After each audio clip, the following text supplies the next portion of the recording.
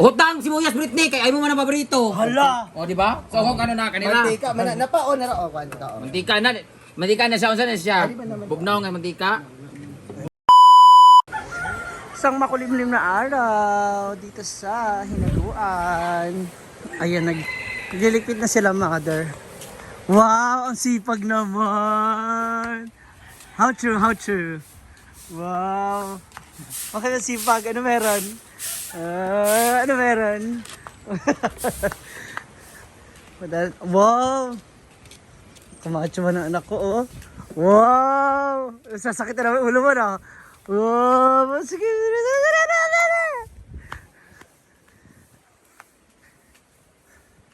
Asa sila, mother? Wow! Ang ganda na. Wow. 50% na pala eh. Oh, okay na. Umuwi na sila, mama? Ang guli na. Oo nga pala. Yan, oh. Ha? Pinturahan na rin yung mga bakals. So, gitna na. Yung middle part na ng kubong ang ikakabit. Wow. Then, meron pa siyang ibang parte na pipinturahan. Parts, asan sila, mama? Ah, ano sila? Punta kay nanay? Okay, nanay. Ayun na, oh. Pak, ang ganda. Tsada. So, bukas yung ano na, tatanggalin na yun sa gitna. Ah! Dinugtungan to. Para?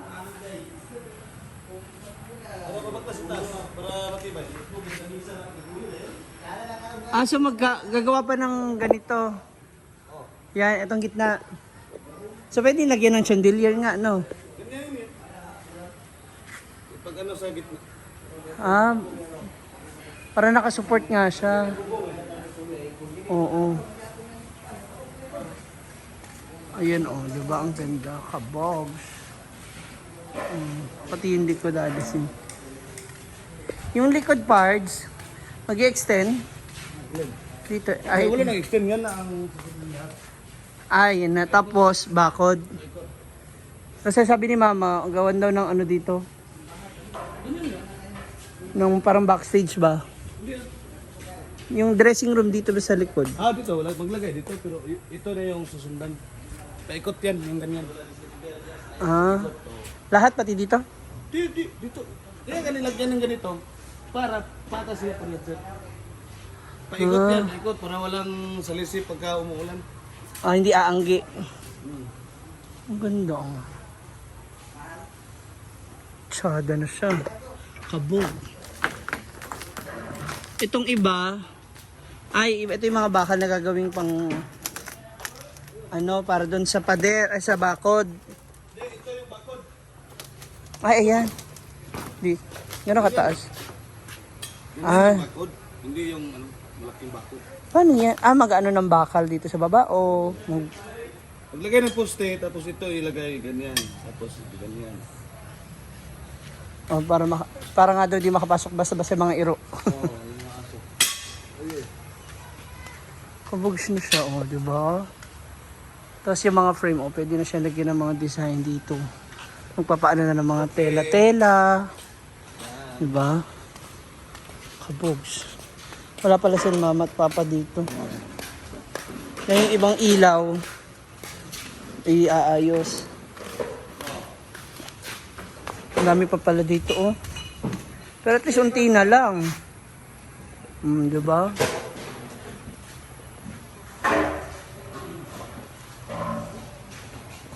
%80 na, oh. Ay, 70% na. Unti na lang. Matatapos na siya. Nag-uwian na kasi baka hindi sila makatawid na naman sa ilog kapag lumakas ang ulan. Ano kaya maganda dyan na pwedeng suggest? Comment down below. Malay nyo. Oh, diba? Mapag-isipan ni Brenda. Actually maganda yan. Open na lang. Hindi hati sa gitna eh. Para may papasok ba. Mas maganda siyang tignan sana. Diba?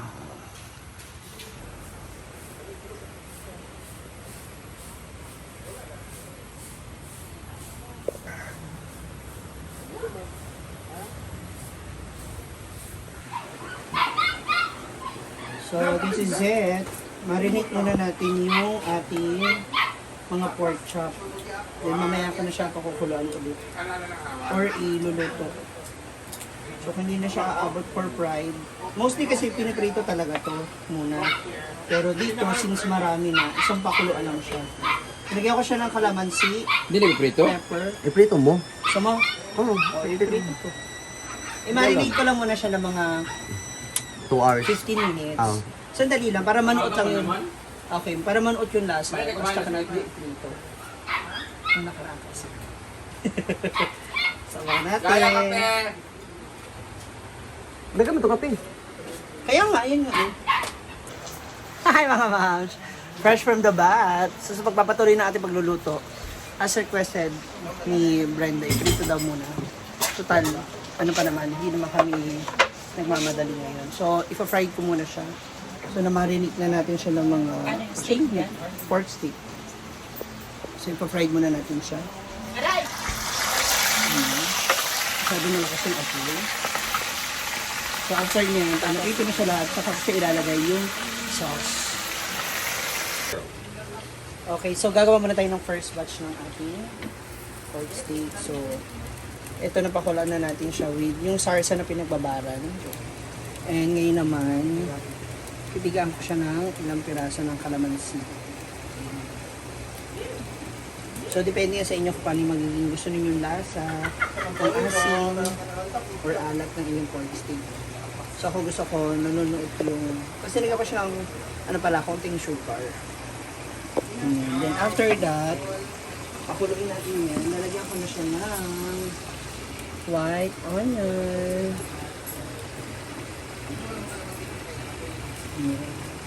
Dagdagan natin para mas masarap. Mas marami, mas maganda. Mas masarap po siya. No? Sa mga mahilig sa sibuyas. Then after that, takpan muna natin siya.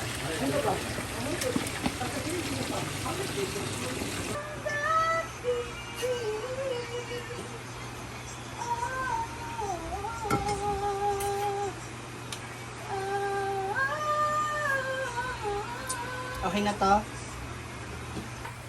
O, diba? Yan ang pinakamasarap na parte ng yung mga natirang sarsa. Talay, haluan mo ng kanin. Simot sa. Ina na. Sakti yung palaging gutom. Thank you so much.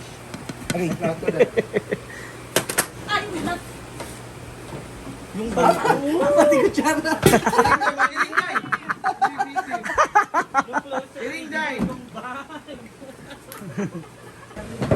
Kain na na. Wow. Ano? Mag-ano na kayo ng sili kung gusto nyo ng maanghang ba?